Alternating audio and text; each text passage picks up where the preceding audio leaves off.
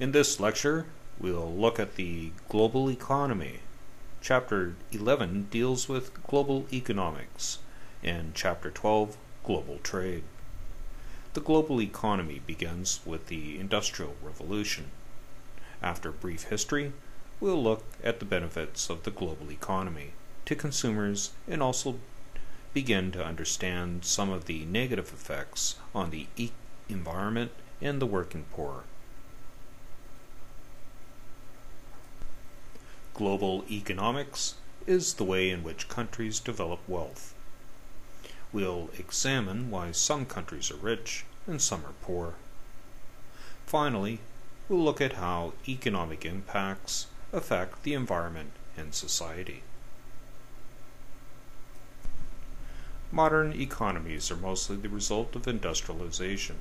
This is when technological innovations lead to more efficient and sophisticated machines than what man had before, which were animals and simple tools. England, during the period of 1760 and 1840, was experiencing a time of social change. Before 1760, England's economy was much like the LDCs of today, except that England had wealth in the overseas colonies. People lived mostly in rural areas, and the bulk of the wealth was controlled by the landowning aristocracy. During the Industrial Revolution, England's population changed from a rural nation of farmers to an urban industrialized nation. New materials were produced such as iron and steel. There were new energy sources such as steam. New machines made manufacturing mass quantity of goods possible. Two examples were the spinning jenny and the power loom that revolutionized the making of cloth. There were new working methods. More efficient farming practices freed workers for the factory system, which replaced the hand manufacturing of cottage industries. Taken all together, these changes meant a tremendous increase in the use of natural resources and a shift to the mass production of manufactured goods. Historians are calling the Second Industrial Revolution the time of the gradual transformation of manufacturing and wealth that occurred during the 20th century. The United States was at the center of this one.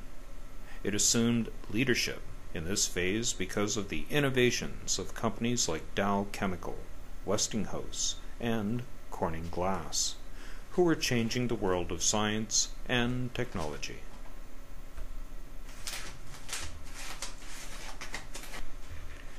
We now see new materials such as plastics and aluminum. Automation of manufacturing is occurring with the advent of robotics. Transportation now involves airplanes and high-speed trains. We see a change in ownership from wealthy individuals to multinational corporations. Government interventions were common in socialist nations like Canada and Sweden, where certain core services were managed by government corporations. All these changes, taken together, prepare the world for the globalization of trade. Historians say we are now in the Third Industrial Revolution, controlled by the computer. Jeremy Rifkin points out in his book, The End of Work, the most important changes. Firstly, many blue-collar workers are losing their jobs. Think of the automobile manufacturing layoffs at GM and Ford. Secondly, while white-collar workers are losing their jobs, our text describes the Resimix machine used in Japan to process resumes. This has reduced 150 human resource workers to 2. A final example involves the automation of agriculture. Israel has designed and manufactured the Romper, which is a robotic machine to pick ripe melons from the vine. Between 1995 and 2010, the LDCs are adding 700 million to their labor force. If over the same period the number of jobs decreases, what effect will this have on unemployment and social unrest in these countries?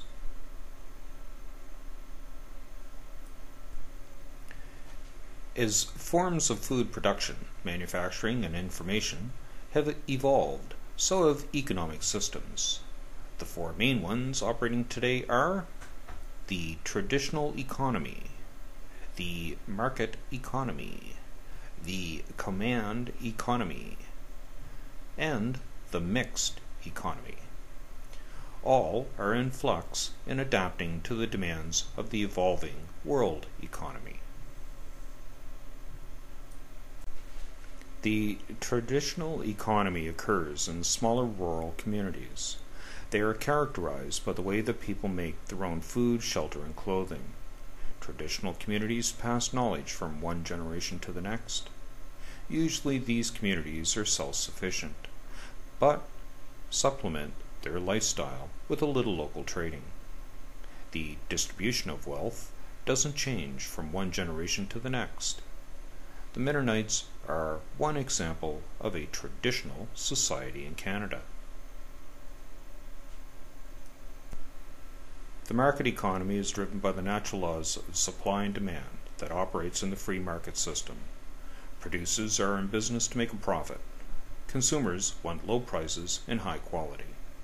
If the demand for a product goes down to the point where the producer can no longer make a profit, then the producer either makes changes or goes out of business. The economy is based on the consumer's price. Producers succeed if they make a profit. Resources are privately owned by wealthy people or companies.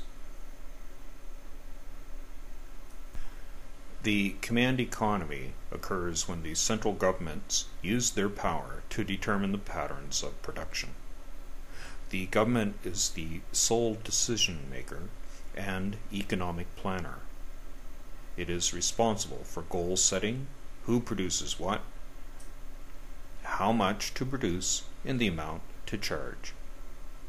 Under a planned economy, the natural resources and means of production don't belong to the community or privately, but are owned by the central authority.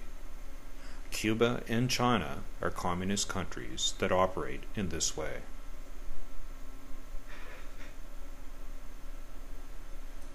The first three economies rarely exist in their pure form. The government of any one country will borrow from all three systems whenever circumstances demand it. In Canada, we operate with capitalist principles, and business is mostly privately owned.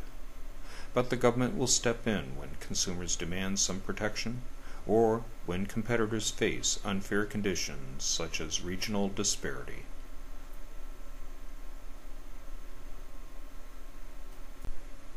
In Canada, subsidies are created for farmers and fishermen. We have wage and price controls. There are crown corporations like the CBC and Post Office. There is quality control legislation and tariff regulations on foreign products.